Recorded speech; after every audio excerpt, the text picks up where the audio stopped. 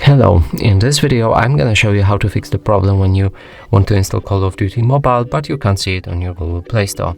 So as you can see, if I type in Call of Duty and start search, there won't be any app like that. Now in order to fix that, we'll need to go to our settings, family, parental controls, and there's two ways to change that.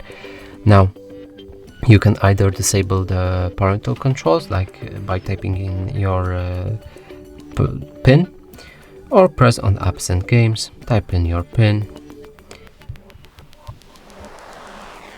and from here go to PEGI 16, press save, go back, search for Call of Duty again, and it should show up right here.